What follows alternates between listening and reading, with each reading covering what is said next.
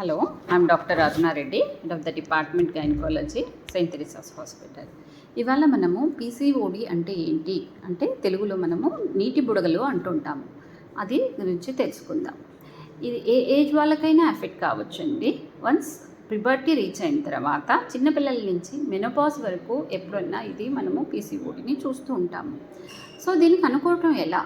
మెయిన్గా ప్రెజెంట్ ఏం చేస్తారంటే ఋతుక్రమం అనేది లాంగ్గా ఉండటం, అంటే ఎవ్రీ నెలకు కాకుండా 2-3 నెలలకు కానీ కొన్నిసార్లు 6 నెలలకు కానీ మెన్సెస్ అవ్వటం అనేది చూస్తూ ఉంటాము. ఇది మనం కామన్గా చూసే ఏజ్ వచ్చేసేసి ప్యూబర్టీ అండ్ రీప్రొడక్టివ్ ఏజ్ గ్రూప్లో.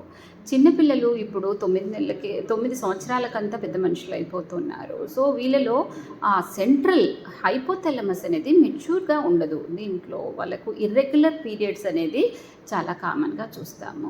సో ఈ ఇర్రెగ్యులర్ పీరియడ్స్లో వన్ రీజన్ ఏంటంటే పీసీఓడి. దీన్ని కనుక్కోవటము, ఇలా ఎవరైతే ఋతుక్రమం సరిగ్గా లేదు అని చెప్తారో వాళ్ళలో మనము ఇన్వెస్టిగేషన్స్ చేస్తాము. మెయిన్ ఇన్వెస్టిగేషన్ వచ్చేసి అల్ట్రాసోనోగ్రఫీ.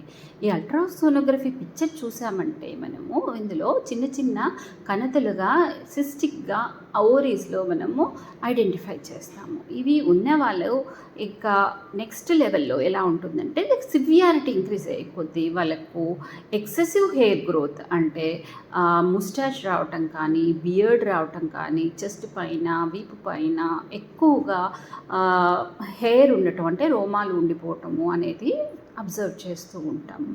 ఇది మనం ఎందుకు ఇంపార్టెన్స్ ఇస్తాము అంటే ఇది నార్మల్ ఫైండింగ్ కాదు, కొంచెం అబ్నార్మాలిటీనే. సో ఇలా ఉన్న వాళ్ళకి ఋతుక్రమాలు అబ్నార్మల్గా ఉండటంతో పాటు మెటబాలిక్ సిండ్రోమ్స్ అనేటివి కూడా ఎఫెక్ట్ అవుతుంటాయి. ఇందులో ఏమవుతుందంటే ఫ్యూచర్లో వీళ్ళకు షుగర్ వ్యాధి రావడానికి ఆస్కారం ఉంటుంది.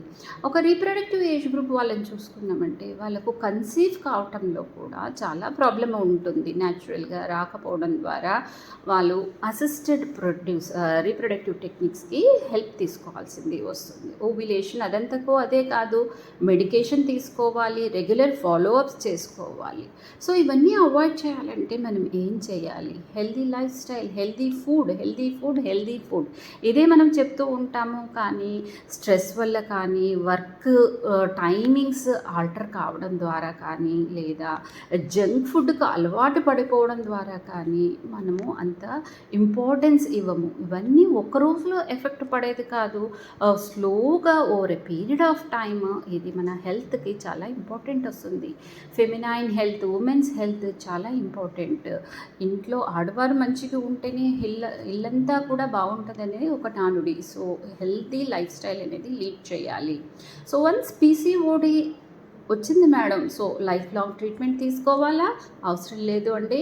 ఇది ఒక రెగ్యులర్గా ఒక 3 months కోర్స్ తీసుకుంటే, అంటే మీ ప్రాబ్లం ఏంటి? మెన్సెస్ ప్రాబ్లమా, యాక్నీ ప్రాబ్లమా, లేదా ఎక్సెసివ్ హెయిర్ గ్రోత్ ఉందా? దీన్ని బట్టేసేసి గైనకాలజిస్ట్ మీకు పిల్స్ అనేటివి ప్రిస్క్రైబ్ చేస్తారు. పిల్స్ అనేటివి యూస్ చేస్తూ మీ వంతు ప్రయత్నం మీరు చేసుకుంటూ ఉన్నారనుకోండి, ఈ పీసీఓడిని రిడ్యూస్ చేయడానికి చాలా పాసిబిలిటీ ఉంటుంది.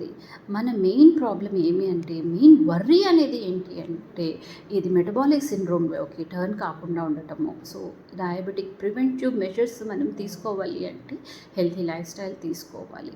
సో వన్స్ పీసీఓడిని గుర్తించిన తర్వాత ట్రీట్మెంట్ స్టార్ట్ చేసిన తర్వాత కూడా ఫర్టిలిటీ అనేది అచీవ్ చేయలేకపోతున్నాము అంటే వాళ్ళు ఇంకా gynaecologist, fertility specialist ovulation induction drugs అనేది ఫస్ట్ స్టెప్గా తీసుకుంటారు. నెక్స్ట్ వచ్చేసేసి ఐయుఐ ప్యాటర్న్, నెక్స్ట్ వచ్చేసి ఐవీఎఫ్ ప్యాటర్న్. ఇవి 1 by 1గా మనము డెఫినెట్గా ఫాలో అవ్వాలి. పీసీఓడిని మనము రెడ్యూస్ చేసేసి అండర్ కంట్రోల్లో పెట్టుకోవడానికి గైనకాలజిస్ట్ హెల్ప్ చాలా అవసరం. Thank you.